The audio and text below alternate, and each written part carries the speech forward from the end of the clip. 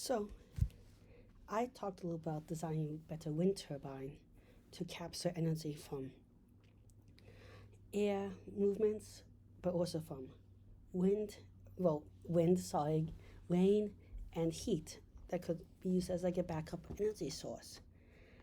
I want to talk about how to make it even more efficient and how to improve also vertical axis wind turbines or VOT compared to horizontal axis wind turbines. But briefly, what are each type? Well, vertical axis one are like your regular windmills that look kind of like this, where the air comes in and hits the wind blades perpendicular. Well, horizontal axis, so your axis is here where it's spinning along, and the wind is coming at the same direction. Horizontal one, you're spinning it perpendicular. The axis is perpendicular to where the wind's coming at.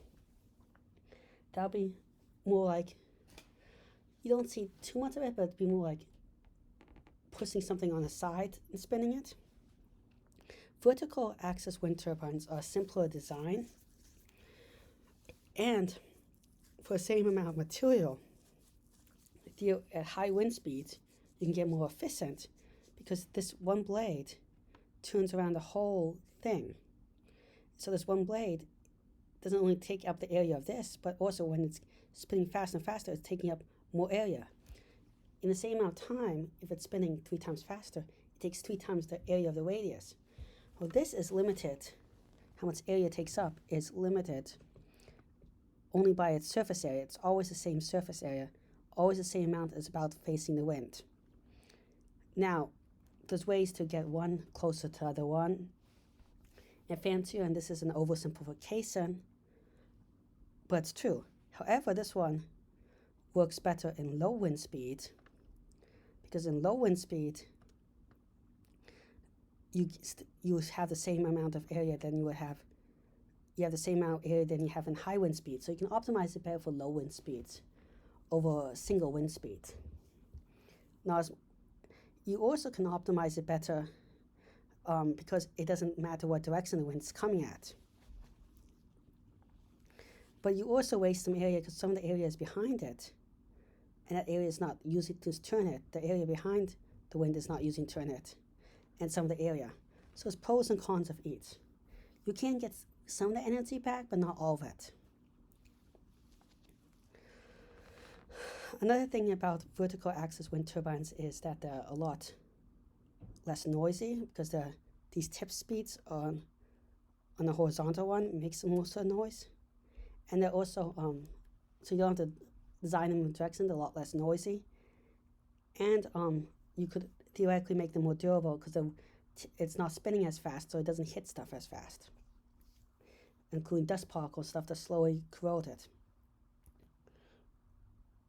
So but there's a lot of design challenges with this one, in particular that when wind hits it, it might get a lot of power when it hits it straight on the circle, but less power when it hits it over here or here with the most efficient thing.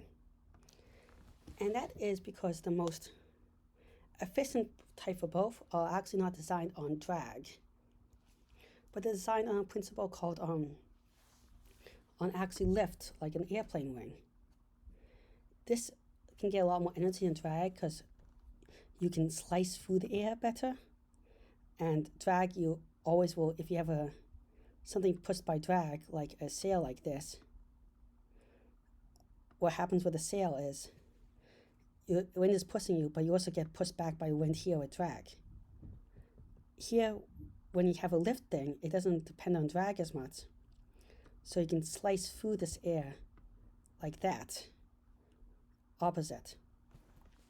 Roughly, you can also go faster than the wind because here the wind can push the maximum at the wind speed, but here that's not limited by it because the mechanics are more fancy, and you can actually make the thing go perpendicular to the wind. Not perpendicular to the wind, it can go 45-degree angle to the wind, where it can travel the wind speed, one in one dimension x, let's say. Another dimension it can also travel 1, so it can travel square root of 1.4 about times faster than wind. And that can give you a lot more energy. So how does lift things work? Well, briefly, as a very oversimplified model, some air goes under the wing, and this air has higher pressure, and some air goes over this wing and has a lower pressure.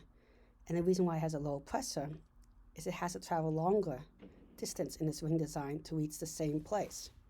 That means it has to travel faster and kind of almost gets sucked to travel faster and gets lower. Another one way to think about it is if this is one ball, and we're taking the snapshot, this one ball is over 1 centimeter of distance. I'm making up these numbers. This one ball is over 2 centimeters of distance, so it becomes like half the amount of pressure because it has to travel half the distance. However, this doesn't fully work out. Some of this air does not follow the shape of the wing, leading to law of loss. Instead, it goes above the wing on like a normal trajectory. Some of it is also gets caught in these vortices near the wing and separates out, and this is called the separation layer, and that loses a lot of energy. Most of the energy lost is from that. So is there a way around that? Well, people have looked into putting dimples, like on golf balls, and something called riblets to get rid of that. I think this could improve design of thoughts a lot. And how these dimples work is that, first of all, you increase the path length a lot because it's following these dimples. But you also decrease the boundary layer because it goes up. Because air that goes up from here then goes back, is forced back down by here over and over. So it goes a little way, but then some of this air gets sucked into these dimples, and some of the air that's going away from the dimples gets blown by the air above it into these spirals that keep everything closer to the wing. And also the spirals that form here cause it to flow more easily over the wing, reducing drag. Now, to show you some example with this with wings, here's one picture of it with a wing where you can see it going up and down patterns, keep it a little more closer. That's what they're trying to show it. And it reduces stall, which is when the wings don't produce as much lift, because the air over here goes mostly above the wing and doesn't follow the wing. So it reduces the stall, the problem where I lose energy in this diagram. So the angle works so it gets more energy over not more angles. It also reduces, you can see it here, that it reduces the boundary layer in this picture. I saw a golf ball and that it kind of sucks it in, which reduces the drag here where there's no air. That's kind of sucking it backwards in the wrong direction. So it flows more evenly. A more advanced version of it is sock skin, where they show you kind of the vortices here, which are produced by sock skin, having a structure like this. Sock skin has the added advantage in that it actually is unidirectional, which makes it more efficient, and they do that by having scales that all point, made of teeth that all point in a certain direction, and that increases the vortices even better and flattens them out. Causes a little suction inside the vortice, actually into the sock scale one way, that pushes it better. So it looks kind of more like a vortex like this. So sock scales work even better. Now, if we put this onto a turbine, what's it deleting my picture of a turbine? But if we put this into a picture of a turbine, like here, now the air flows around this whole turbine much better for thought, and that means that you get powerful at the whole thing while it's flowing around the turbine. Not only power at one angle, that before I had a problem that with the angle of attack was too high, you wouldn't get lift if it was too much an angle. But now it just flows around the whole thing more smoothly, and it can even though each individual one can handle a higher angle of attack. So you have both things working together, follows the whole thing more smoothly, and each one can handle higher angle of attack. The second thing that it would do, oh yeah, and it also travels longer distance. The second thing, to design this, it'll be very, you need a lot of computers, but the design itself is not that complicated after you model it. Is you just have a circle with a bunch of holes, but it also have a bunch of dimples, and these holes will be on dimples like so. And you can put them like sock scales, just arranging them. So they might be arranged more like, I drew a hole there, but like something like that. And you'll have dimples like that, and a little dimple here. And you'll just have a bunch of them here spaced out like teeth, and they won't all be overlapping. And that will cause all the dimple flux and these fluctuation. But it also would also possibly work by drag. And drag as it goes through here and pushes through the holes into it or out of the holes, which will also help it counteract any stall when lift is not working the best. It'll kind of look like a cheese grater, but much finer, with the holes quietly line up very well. Then beyond this, how would we make this whole thing now get energy from hot air and from rain? Well, I propose having on top blades that kind of shaped either like this or a semicircle, but curved from going straight up to 90 degrees. Now rain hits the top here, boom, it pushes it this direction, as illustrated by this blue arrow. And this is one of the most convincing shapes to convert it. Now when air hits it from the below, it also pushes it in this direction by getting redirected, as so. Now to heat up the whole air, you make the whole thing black, and then just solar thermal energy.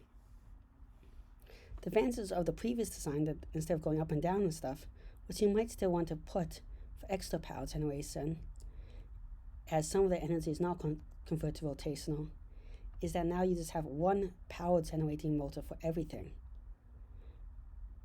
And that one motor is going to give more of a constant output, which also saves electricity in that you have less electronics to convert it into the right AC or DC current. Because the AC and DC current conversion you can lose up to 20% of the electricity you generate. So that is a huge savings right there in terms of energy efficiency. The other thing that would make this whole thing better is that this whole thing will be more durable than this, because the whole thing is based on a circle, which is one of the strongest shapes.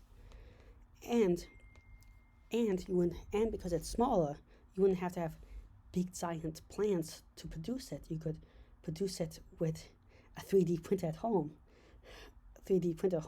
or customize it to design it for bigger shapes much more easily than these other things, because it's based on the surface, not on this whole long geometry where you have to, in this whole long geometry for the horizontal one, you have to continuously vary the geometry along the blade, because the different blade tips are spinning at different speeds. When this one is not as dependent on the speed that it's spinning, and you don't have to very continuously vary it because everything is acting like the same surface. So that means the calculation to scale it up is much more easy. And for particular environments, because it's dependent not on wind speed as much or on one unit of measure, you don't have to make it particular for one environment. And you can also easily replace the motor. And also another thing is these horizontal ones, they have to have complicated gearboxes and stuff to transmit energy from here to the axle motor to the generator, which then you lose electricity through friction, wear and tear gets more, and it's hard to maintain. When here you have everything directly can power the shaft, it's directly below, and it's easy to switch out and stuff, and you don't have any trained person that climbs up super high heights or uses helicopters. Well, thank you very much for listening. please like and subscribe. It really helps the channel out. I'm trying to reach 1,000 subscribers in a year and 4,000 watch hours, which is really hard. But with your help, I think you can do it. Also, if you have any ideas for future videos, comments, or suggestions, please leave them in the comment section below. Thank you very much.